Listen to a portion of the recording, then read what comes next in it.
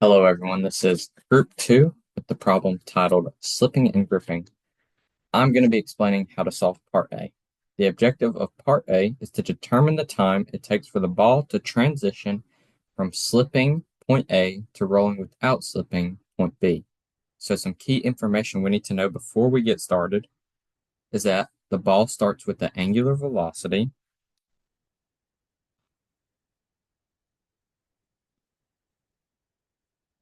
of 14 radians per second. It has no initial linear velocity.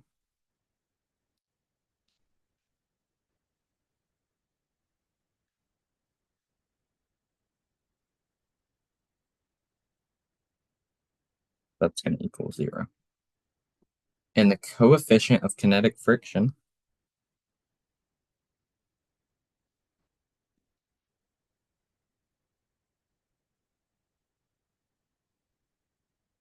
is 0.55. Our mass of our ball is 0.52 kilograms. And the radius of the ball is 0.22 meters. So the physics behind this motion, for the slipping motion at point A, the friction wants to basically accelerate the center of the mass. It also wants to apply a torque to reduce the angular velocity. So the condition for the ball to start rolling without slipping occurs when the velocity of the center of mass is equal to angular velocity times radius. And basically, we need to figure out how long it's going to take for that to happen. So some key equations we need to know first are linear acceleration.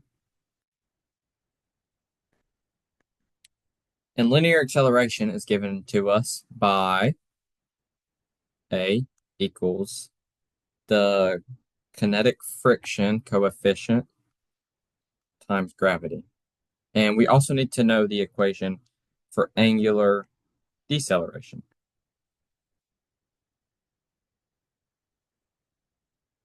Which is going to be given to us by alpha is equal to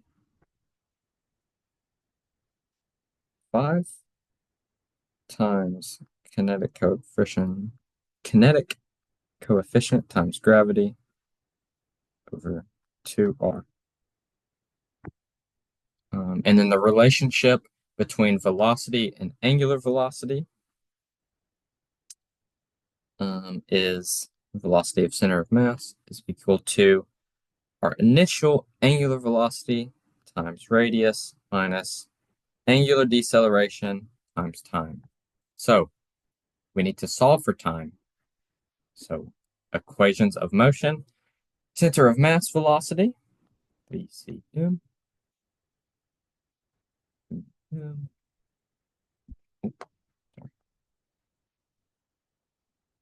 equals the kinetic friction times gravity times time.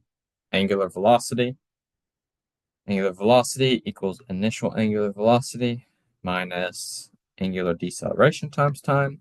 And the rolling condition, velocity of center of mass equals angular velocity times radius. So to combine and solve, we substitute velocity of center of mass and angular velocity. So that gives us kinetic friction times gravity times time equals initial angular velocity times 5/2 times our kinetic friction gravity r t all times r. Rearrange to isolate t. T equals kinetic friction times gravity plus 5/2 over initial angular velocity times radius. So to solve this, all we got to do is plug in our values. We know that our initial angular velocity is 14 radians per second. Our radius, 0.22 meters. Our kinetic friction coefficient, 0.55. Our acceleration due to gravity, 9.80665 meters per second squared. Plug that into your equation. T equals 14 times 0.22 over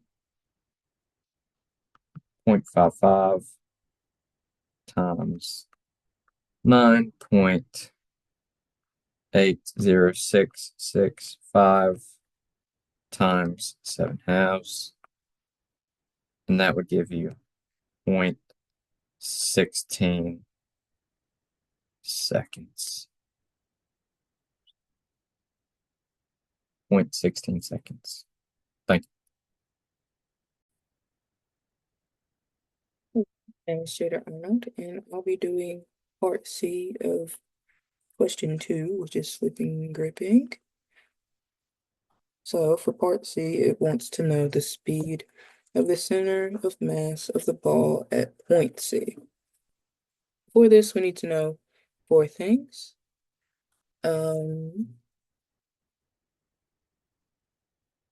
One of these being the potential energy.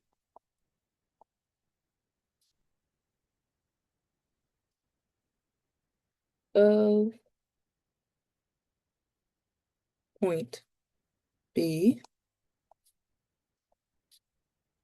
or you can denote it like this, and that would be mass times gravity times height. The kinetic energy of point B, or KB, which equals 1/2 mass velocity of B squared plus 1/5 mass velocity of B squared, which then can be combined into 7/10 mv of B squared. And then you need to know the potential energy of point C, or denote it like this. And then that equals 0 in this case. And the kinetic energy of point C, denoted as Kc, would equal 7/10 mass of velocity C squared. And then because, as we know from the law of conservation of energy, the kinetic energy of B plus the potential energy of B will equal the kinetic energy of C plus the potential energy of C, because it won't change. And then we can put what we know are known terms into this. So 7/10 mass of B squared plus mgh plus 7/10 mvc squared, and then it'd be plus 0, but you don't really have to put that in, just for clarity. And then make it a little easier, mg equals 7/10 mv of c squared minus 7/10 m velocity of b squared. And then you can take out your common terms, so 7/10 m v squared minus v b squared. And then from that, because we're looking for VC, we make it be alone, which would then equal VC squared equals VB squared plus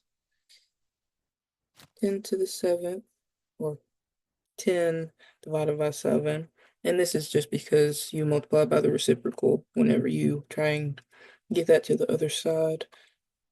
And then times gravity and height. And then we put in what we know.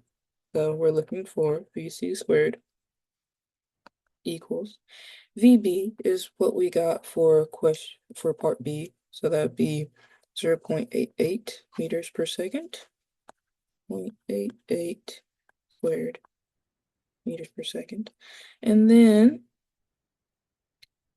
you would do plus 10 over 7 multiplied by our given gravity, which is basically the whole thing, 9.80665, and that is meters per second squared. And then you would multiply that by our given height, which I believe is